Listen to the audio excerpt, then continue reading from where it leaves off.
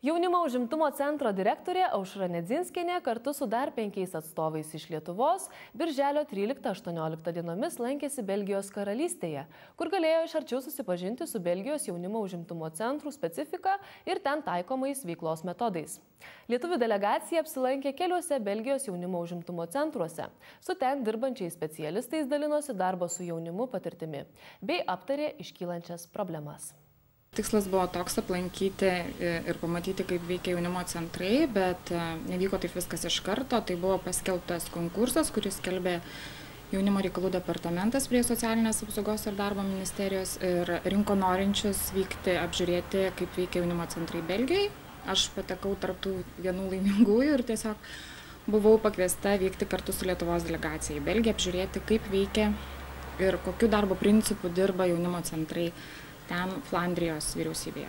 Ką Jūs pamatėte ir kokius centrus aplankėte ir kuo jie skiriasi nuo, tarkime, Lietuvoje esančių centrų jaunimo? Iš tikrųjų, tai mes aplankėm 8 skirtingus jaunimo centrus ir susitikome su darbuotojais, kurių darbas yra gatvėje, tiesioginis darbas gatvėje. Tai yra ne jaunimo centras, jie kalbasi ne tik su jaunais, bet ir su suaugusiais žmonėmis, kurie tiesiog gyvena gatvėje, jie padeda, nori integruoti į normalų gyvenimą, pasako, jeigu nori kalbėtis, kontaktuoja ir nukreipia į tas įstaigas, kurios teikia pagalbą. Bet tai čia buvo vienas iš objektų, su kuriuo mes kalbėjomės. Bet 8 centrus matėm tikrai labai skirtingus. Tačiau viena visuma, kuri juos jungia, tai visi yra orientuoti jaunimo poreikius ir į jaunimo. Tai yra kurti jaunimui. Beveik visi turi atviro darbo su jaunimu, vadovaujasi atviro darbo su jaunimu principu, tai yra, kada jaunimas tiesiog nori ateiti ir jis dar nežino, ką jis nori vykti, bet jis turi patalpoje, kurioje gali būti ir specialistų pagalba yra aiškinamasi jų poreikiai, jų norai. Labai daug centrų matėm, kurie yra daugiau informavimo bei konsultavimo, tai yra labai paprasta, gana nedidelio ploto patalpa, kurioje yra labai daug informacijos jiems aktualiais klausimais. Labai daug yra informacijos ir konsultacijos centrų. Jie tiesiog orientuoti į jaunimo konsultavimą. Jie gali ateiti į centrą ir rasti savo išties daug aktualios informacijos. Labai daug informacijos yra prevenciniam programam, tai yra ir narkotikai, ir alkoholis, ir lytinis švietimas.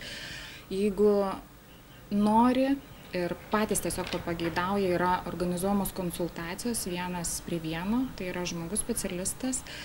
Mes klausim, ar yra galimybė žinoti viską ir atsakyti, padėti jaunimui, tai žinoma, kad tai nėra ir tada organizacijos labai tarpusavy glaudžiai bendradarbiauja ir jaunimas yra nukreipiamas. Visiškai dirbama pagrindė pasitikėjimo principų, kad jaunuolis turi pasitikėti darbuotojui, tik tada jis su juo kalbasi ir išsako savo problemas. Visi beveik jaunimo centre, kas man išties buvo labai įdomu, nes baigė socialinį darbą darbuotojai, tai yra socialinio darbo specialistai. Principe beveik visi ir gatvės darbuotojai, ir jaunimo centre dirbantis darbuotojai yra socialinį darbą baigiantis darbuotojas. Tiesiog atšakos yra Belgijoje, kada yra orientuotas labiau jaunimą. Kol kas Lietuvoje to nėra, tas išsilavinimas, koks tai turėtų būti jaunimo darbuotojas, vis dar yra diskusijų klausime. O kiek darbuotojų dirba tokiame centre jaunimo? Labai įvairiai, bet iš tikrųjų minimaliai 5. Maksimaliai, kiek žinau, rašiausi, atrodo 15. Bet labai yra gerai išvystyta savanorystės programa. Aš net klausiu, kaip jie įsivaizduoja, kas tas yra savanoris, gal mes ne taip jį tiesiog suprantam. Tai yra priimami jaunuoliai, kurie tiesiog nori suorganizuoti vieną ar kitą stovyklą, dalyvauti, padėti organizuoti vieną ar kitą renginį. Vieni centrai moka savanoriams labai minimalų mokestį už tą jų darbą, kiti visiškai daro tai nemokamai, tiesiog būna organizuojami jiems padėkos vakarai, jie gali nueiti vieną ar kitą renginį nemokamai, jeigu tai būna mokami renginiai ir jie turi iš tiesų labai daug. Ir man kas dar labai patiko, kad visi centrai, kuriuos lankėm, turi aiškią struktūrą.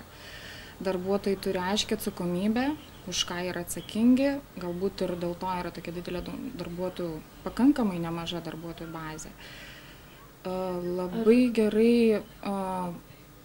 Labai gerai veikia tarpusavyje viskas. Jeigu aš atsakinga už savanorių darbą, tai daugiau aš nieko nedarau, aš tiesiog su jais dirbu ir tada ta struktūra veikia nuolat ir nenutrūkstamai. Tai tas man labai patiko iš tikrųjų. Tos atsakomybės, žinojimas, ką aš darau, už ką atsakingas ir tai tikrai labai paliko didelį įspūdį. Pas mus, aišku, centruose yra daugiau problemų, nes nėra toks didelis darbuotojų kiekis ir dažnai darom visi viską ir kitą kartą patys nežinom, ką mes darom.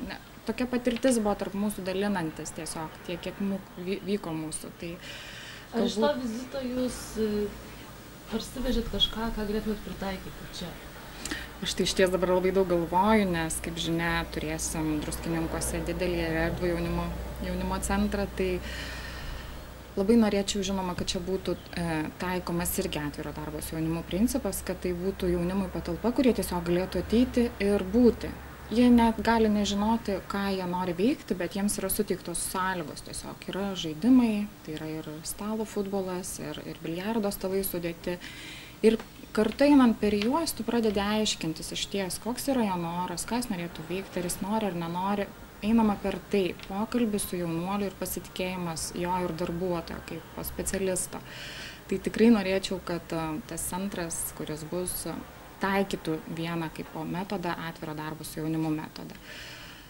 Labai galvoju, net ataskaitoje, kurią rengiau, rašiau, kad labai norėčiau, kad mes pradėtumėm irgi dirbti su savanoriais. Ir aš tikiu, kad Druskininkuose atsirastų, jeigu tiesiog tai galėtumėm skelbti, kad ne tie, kurie atvažiuoja iš užsienio ir tiesiog bando pritaikyti savo įgytas žinias ir patikti jaunuoliai ir dirbti centruose, bet vietinis jaunimas, kuris norėtų, pavyzdžiui, mažiems vaikams organizuoti stovyklą ir jie to užsiimtų ir tą darytų savanoriškais pagrindais, nemokamai ir niekieno neverčiami. Tai ta savanorystės programa mane labai sužavėjo pačią ir aš iš tikrųjų galvoju, kad tai yra įmanoma surinkti galbūt ne 90 žmonių kiekį, bet turėti 5 gerus savanorius, kurie nuolat ir nenutrūkstamai tą darytų. Pas mus, aišku, jaunimas visi ateina savanoriškais pagrindais, nieko jie negauna ir jeigu organizuojam renginį, tai jie tą daro. Tai ar tai galėtų skaitytis kaip savanoris, nežinau, mes tai jį skaitom, galim skaityti kaip savanorių, bet kad jie būtų pastovus ir žinotų, kad jis tikrai yra jaunimo centro savanoris, tai tikrai labai norėčiau, kad tas įvyktų. Bus matyti, tai ko gero čia reikės tą daryti nuo rugsėjo, kai visi sugrįš į mokyklas.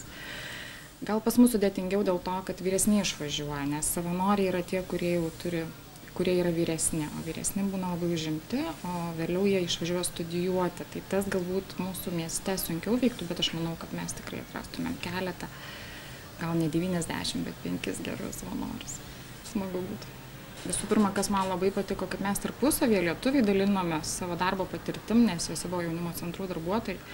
Aš net kitą kartą nežinau, ką veikia atviras jaunimo centras Kaune, bet aš dabar labai daug sužinojau apie jį ir man labai smagu buvo pasidalinti patirtim, kaip jie veikia, ką jie daro, nes visi susidurėm su tom pačiom problemom, kad galbūt trūksta darbuotojų arba trūksta kažkam patalpų, erdvių ir tiesiog nėra pakankamo finansavimo, nes netgi buvo išsakyta tokia pozicija, kad ar jaunimo centrai turėtų vien tik orientuotis į projektus ir atsakymus radom, kad ne, kad pagrinde tai turėtų būti darbas su jaunimu ir jaunimo pagalba, kad neįsisuktumėm vien į, kaip čia išsakė mums departamento atstovai, verslo darymą, kad tai nebūtų vien tik verslas, kad tai būtų tiesiog toks darbas, kuris ir turi vykti jaunimo centre.